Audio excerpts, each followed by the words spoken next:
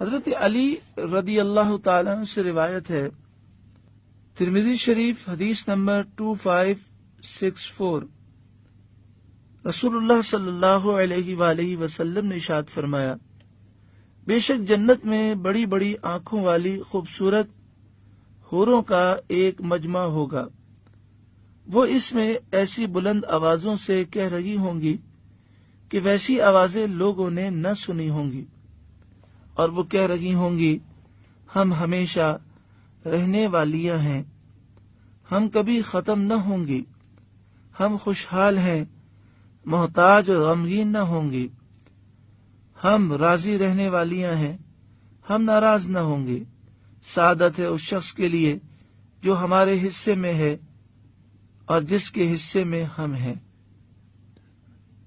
ترمذی شریف حدیث نمبر 2526 میں ہے، حضرت ابو ہریرہ رضی اللہ تعالیٰ عنہ بیان کرتے ہیں، میں نے عرض کیا، یا رسول اللہ صلی اللہ علیہ وسلم، مخلوق کس چیز سے بنائی گئی؟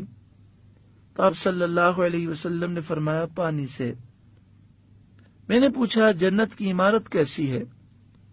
فرمایا، اس عمارت میں ایک اینٹ چاندی کی اور ایک اینٹ سونے کی ہے، اور اس میں خوشبودار مشک کے گارے کی لپائی ہے، اس میں کنکریاں موتی اور یاقوت کی ہیں، اور اس کی مٹی زعفران کی ہے۔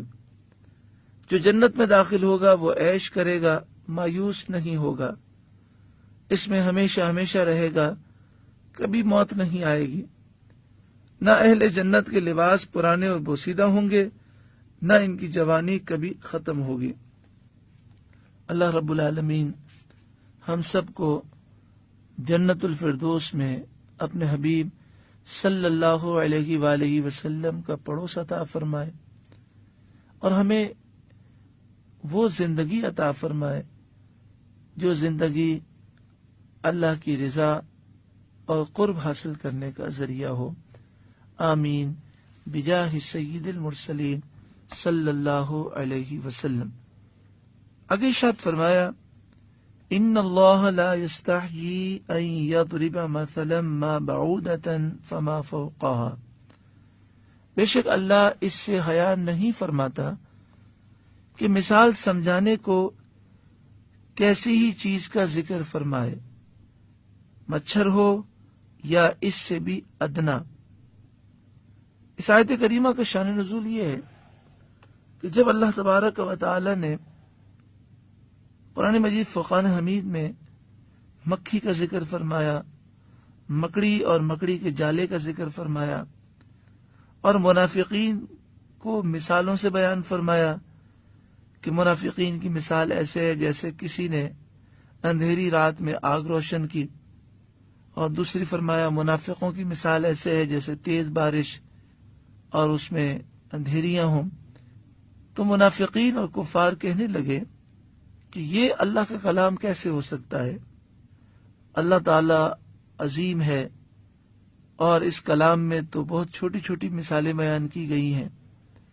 تو اس میں یہ جواب دیا گیا کہ مثال بات کو سمجھانے کے لیے ہوتی ہے، چھوٹی چیز سے بڑی بات سمجھ میں آ جائے تو یہ فصاحت و بلاغت کے عین مطابق ہے، اس میں کوئی ایسی بات نہیں ہے کہ جس میں کوئی عیب ہو۔ تو یقیناً اللہ تبارک و تعالی نے جن مثالوں کو بیان فرمایا اس سے کلام کی فصاحت و بلاغت ظاہر ہوتی ہے۔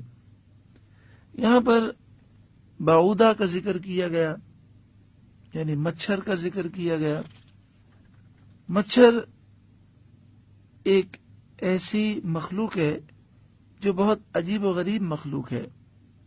یہ بہت چھوٹا ہوتا ہے اور اس میں کھوکھلی سونڈ ہوتی ہے۔ یہ اپنے چھوٹے ہونے کے باوجود ہاتھی، بھینس اور اونٹ کی کھال میں بھی اپنی سونڈ داخل کر دیتا ہے اور اس کو اندر تک پہنچا دیتا ہے۔ حضرت مفتی احمد یار خان نعیمی علیہ رحمہ تفسیر نعیمی میں لکھتے ہیں کہ اللہ کی شان ہے کہ مچھر میں وہ سارے اعضاء موجود ہیں جو ہاتھی میں موجود ہیں، بلکہ کچھ اعضاء ہاتھی سے اس میں زائد ہیں۔